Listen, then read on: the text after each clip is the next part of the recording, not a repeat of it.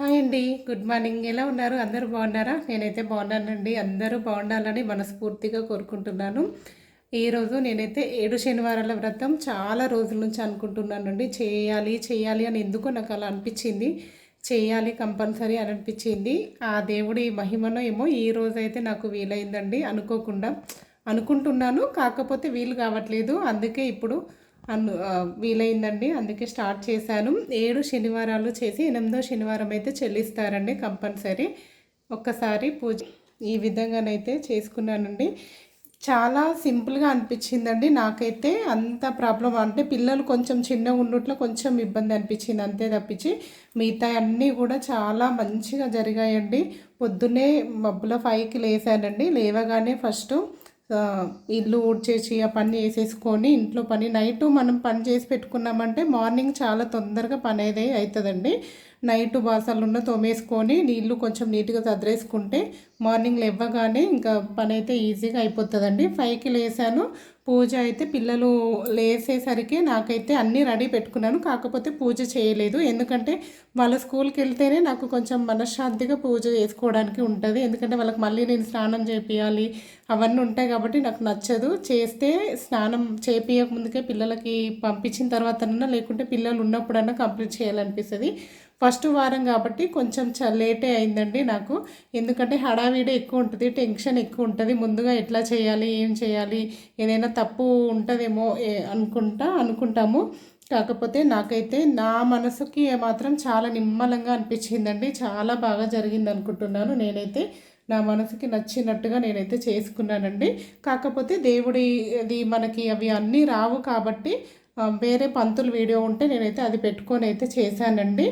పిండి దీపాలు 7 అయితే చేశాను. అందులో పిండి కలిపేటప్పుడు మనము కొంచెం బెల్లము అరటిపండు చుంచేస్తే చాలా బాగా వస్తుందండి. నేను పాలతోనే చేశాను. ఫస్ట్ టైం చేశాను కానీ ఒక్కటి కూడా ఇట్లా విరిగినట్టయితే రాలేదండి. ఇంకా కూడా ఉంది చూడండి, విరిగినట్టయితే రాలేదు. బాగా వచ్చింది. పిండి దీపం మాత్రం సూపర్గా వచ్చిందండి. వస్తుందో రాదో, అందరూ విరిగిపోతున్నాయి అంటే నాకు భయమైంది. కాకపోతే చాలా బాగా వచ్చాయి. ఇంకా ఒక ముద్ద మిగిలితే మాత్రం అది చలిమిడిలాగా ఇలా పెట్టేశాను. చూడండి, నేనైతే మొత్తం కలిపి 7 ప్రసాదాలు అయితే అయినాయండి. ఇంకొకటి మనము అభిషేకానికి చేస్తాం కదండి పంచామృతము, దానితోటి 8 అయింది. ఇంకొకటి మామూలుగా నైవేద్యంతో మొత్తం 9 అయినాయండి నా ప్రసాదాలు అయితే. కొబ్బరికాయతో గిన్నె కలిపి 9 ప్రసాదాలు అయితే అయినాయి. సింపుల్గా చేశానండి. ప్రసాదాలు మాత్రం తొందరగా కంప్లీట్ అయినాయి. 7:30 వరకు ప్రసాదాలు అయిపోయినాయి. రైస్ పెట్టేసి అది పులిహోరకి లెమన్ రైస్ ఒకటి చేశాను. ఇంకొకటి దద్దోజనం, అంటే స్వామివారికి ఇష్టం కాబట్టి దద్దోజనం చేశాను. ఇంకా స్వీట్ ఏదైనా ఒకటి ఉండాలి కాబట్టి సేమియా స్వీట్ అయితే చేశానండి. ఇంకా తర్వాత కంపల్సరీ పెసరపప్పు నైవేద్యం అనేది స్వామివారికి ఇష్టం అండి. అందుకే పెసరపప్పు నైవేద్యం అయితే పెట్టాను. ఇంకా బెల్లం పానకం కూడా చాలా ఇష్టం కాబట్టి పానకం పెట్టేశాను. అరటి పండ్లు 7 తీసుకున్నానండి. 7 అరటి పండ్లు, ఇంకా గ్రేప్స్ ఖచ్చితంగా బ్లాక్ ఏవైనా ఉండాలి అని అన్నారు. ఏ వీడియో చూసినా కూడా కంపల్సరీ ఉండాలి అన్నారు. అందుకని బ్లాక్ గ్రేప్స్ అయితే తీసుకున్నానండి.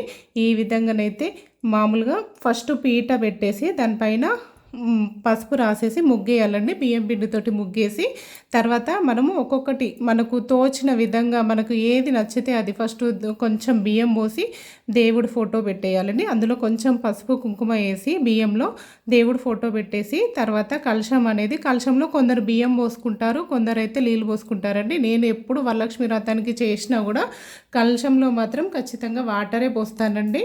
వరలక్ష్మి వ్రతానికి వరలక్ష్మి దేవిని పెడతాను కాబట్టి అందులో బియ్యం పోస్తాను. కలశంకి మాత్రం కంపల్సరీ వాటరే పోస్తాను. వాటర్లో మనకు దేవుడు అందులోనే ఉంటాడు కాబట్టి అందులో కొంచెం పసుపు కుంకుమ అక్షింతలు పువ్వు అలా వేసి వాటర్లో వేసేసి పైన కొబ్బరికాయ పెట్టేసి ఈ విధంగా నేనైతే అప్పటిదప్పుడు, అంటే మనము కొంచెం ముందు మళ్ళీ నేను షాప్కి వెళ్తున్నా కాబట్టి నాకు వీలు కావట్లేదండి. వచ్చేసరికి 8:30 అవుతుంది.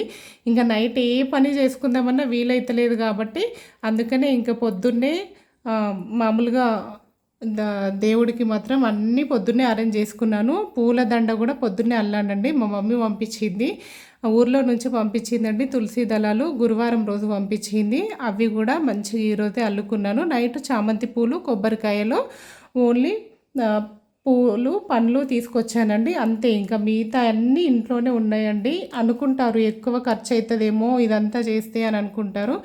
ఏం ఖర్చు లేదండి. అయ్యేది ఓన్లీ పూలు, పండ్లు, కొబ్బరికాయ అంతే తప్పించి ప్రసాదాలు మనకు వీలైనంత చేసుకోవచ్చండి.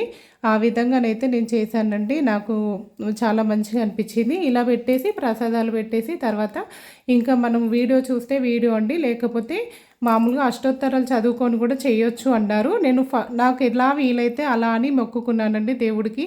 ఈ ప్రాసెసే ఎప్పుడు చేస్తాను అనుకోలేదు. నాకు ఈ టైంలో ఇది ప్రాసెస్ నాకు వీలైంది. నెక్స్ట్ వీక్ ఒకవేళ నాకు అంత వీలు కాకపోతే ఓన్లీ అష్టోత్తరాలు చదువుకొని కూడా నేను చేసుకుంటాను అనుకుంటున్నానండి.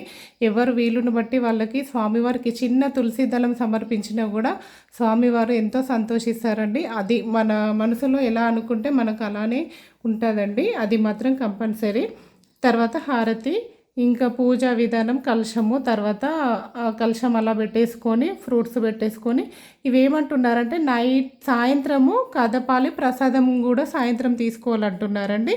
అందుకే నేనైతే ఈరోజు ఫాస్టింగ్ ఉంటాను. అంటే మధ్యాహ్నం అన్నం తినొచ్చు, కొందరు తింటారు, కొందరు ఫ్రూట్సే తిని ఉంటారంట. నైట్ మాత్రం అన్నం తింటారట. కొందరు అన్నం కూడా నైట్ తినరట అండి, ఏదైనా టిఫిన్ లాగా అలా చేస్తారంట. నేనైతే నా వీలును బట్టి నేనైతే ఉపవాసం ఉందాం అనుకుంటున్నానండి ఈరోజు. అందుకనే నేను ఇంకా ఏమీ కూడా తినలేదు. టైం వచ్చేసి 12 అవుతుంది. 11 కల్లా పూజ అయిపోయింది. 12 అవుతుంది ఇప్పుడు.